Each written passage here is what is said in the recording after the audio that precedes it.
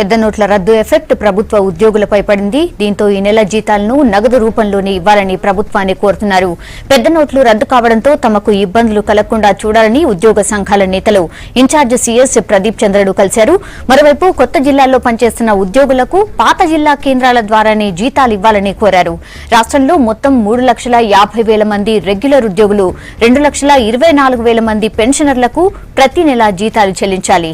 వీరందరికీ నగదు రూపంలోనే శాలరీస్ ఇవ్వాలని, ఇబ్బందులు వస్తే ₹1,00,000 వరకు డ్రా చేసుకునే అవకాశం ఇవ్వాలని కోరారు. ఉద్యోగ సంఘాల విజ్ఞప్తిపై స్పందించిన ప్రదీప్ చంద్ర సీఎంతో మాట్లాడి నిర్ణయం తీసుకుంటామని చెప్పినట్టు తెలుస్తోంది.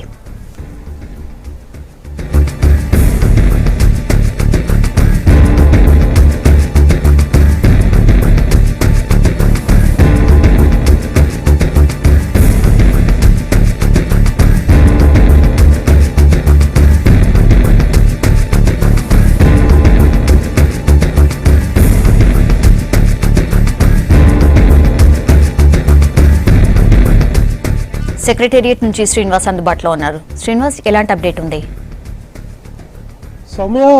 ప్రభుత్వ ఉద్యోగులకు సంబంధించి అంటే పెద్ద నోట్ల వ్యవహారం ఉద్యోగులకు సంబంధించి కొంత ఎఫెక్టివ్ అయ్యేటువంటి అవకాశం ఉంది. అంటే వారు కూడా సాధారణ ప్రజల్లో భాగమైనప్పటికీ కూడా జీతాలు మాత్రం నగదు రూపంలో ఇవ్వాలనేటువంటి డిమాండ్ను తెర మీదకి తీసుకొచ్చారు. కొద్దిసేపటి క్రితం ఇన్ఛార్జి సీఎస్గా ప్రస్తుతం సీఎస్ రాజు శర్మ లీవ్లో ఉన్నారు. 5 రోజుల పాటు లీవ్లో ఉన్నారు. ఇన్ఛార్జి సీఎస్గా రెవెన్యూ శాఖ ప్రిన్సిపల్ సెక్రటరీ ప్రదీప్ చంద్రను కొద్దిసేపటి క్రితం టీఎన్జీఓ నేతలు కలిశారు.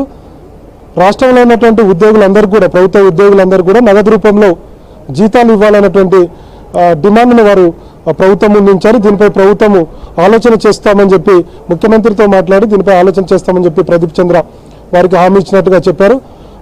వాళ్ళు 2-3 డిమాండ్లు ప్రభుత్వం ముందు ఉంచారు.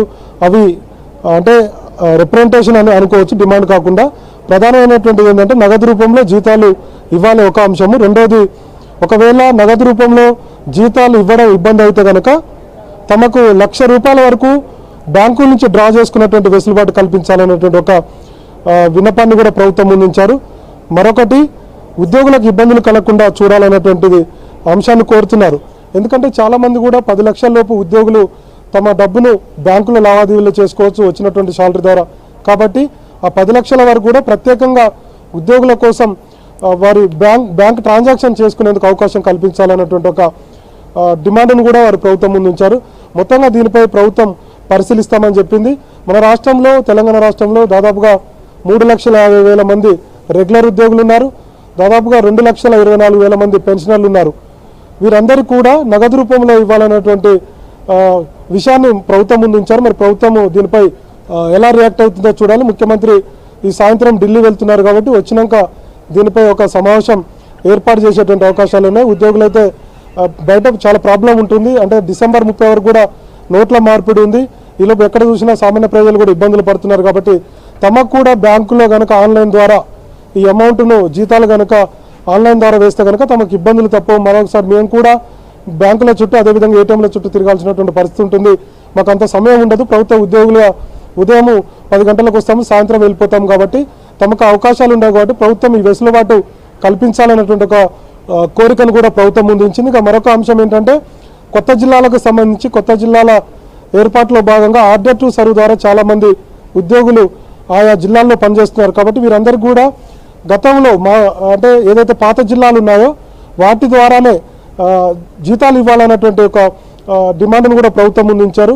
దీనిపై కూడా పరిశీలిస్తామని చెప్పి ప్రభుత్వం ఉద్యోగులకు హామీ ఇచ్చింది. మరి మనకున్నటువంటి సమాచారం ప్రకారం నగదు రూపంలో ఇంతమంది ఉద్యోగులకు ఇస్తారా అనేది చూడాల్సినటువంటి అవసరం ఉంది. టెక్నికల్గా సమస్యలు వస్తాయన్నటువంటి అభిప్రాయాన్ని కూడా ఆర్థిక శాఖ అధికారులు చెప్తూ వస్తున్నారు.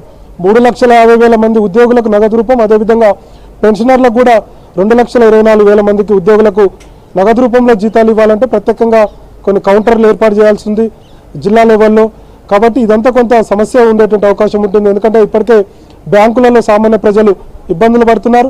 బ్యాంక్ అధికారులు కూడా ఉదయం వస్తే కానీ రాత్రి ఎప్పుడో ఇంటికి వెళ్ళే పరిస్థితి ఉంది. కాబట్టి ఉద్యోగులకు ఈ విధంగా జీతాలు ఇవ్వడం అనేది సాధ్యం కాదన్నటువంటి ఒక అభిప్రాయాన్ని ఆర్థిక శాఖ అధికారులు అభిప్రాయం వ్యక్తం చేస్తున్నారు. ముఖ్యమంత్రి ఏ విధంగా నిర్ణయం తీసుకుంటారో చూడాలి. మొత్తంగా ఉద్యోగులు అయితే ప్రభుత్వంపై తీవ్రస్థాయిలో ఒత్తిడి తీసుకొస్తున్నారు. మరొక ఆప్షన్ ఇందాక మనం చెప్పుకున్నట్టు కూడా ₹1,00,000 లోపు డ్రా చేసుకునేటువంటి వెసులుబాటు మరి కేంద్ర ప్రభుత్వం పరిధిలో ఉంటుంది. ఇప్పటికే కేంద్రం చాలా ఆంక్షలు విధించింది నగదు డ్రా మీద. కాబట్టి దీనిపై కేంద్రంతో మాట్లాడాలన్నటువంటి ఒక అభిప్రాయాన్ని కూడా ఉద్యోగులు అధికారుల వద్ద వ్యక్తం చేశారు. ముఖ్యమంత్రి ఢిల్లీ వెళ్తున్నారు కాబట్టి ఈ విషయంపై మాట్లాడాలన్నటువంటి ఆలోచన చేయవచ్చు అన్నటువంటి అభిప్రాయాన్ని కూడా ఉద్యోగులు వ్యక్తం చేస్తున్నారు. మొత్తంగా నోట్ల ఎఫెక్ట్ ఉద్యోగుల జీతాలకు సంబంధించి దీని ఎఫెక్ట్ పడిందని చెప్పవచ్చు. రాష్ట్ర ప్రభుత్వం ఖర్చుల్లో మేజర్ జీతాలే. దాదాపుగా రాష్ట్ర ప్రభుత్వం చేసినటువంటి ఖర్చుల్లో 40% మేర ఉద్యోగులకే జీతాలు ఇవ్వాల్సి ఉంటుంది. మిగతా అన్ని కూడా ప్రభుత్వ కార్యక్రమాల్లో ఖర్చు చేయాల్సి ఉంటుంది. కాబట్టి కీలకమైనటువంటి ఉద్యోగుల జీతాలు అనేది ఇప్పుడు రాష్ట్ర ఆదాయము కొంత తక్కువగా వస్తున్నప్పుడు కూడా ఖచ్చితంగా జీతాలు ఇవ్వాల్సినటువంటి అవసరం ఉంది. అది బ్యాంకుల ద్వారా కాకుండా నగదు ద్వారా ఇవ్వాలన్నటువంటి డిమాండ్ను మరి ప్రభుత్వం ఏ విధంగా పరిశీలిస్తుందో చూడాల్సినటువంటి అవసరం ఉంది. సౌమ్య. ఓకే శ్రీనివాస్.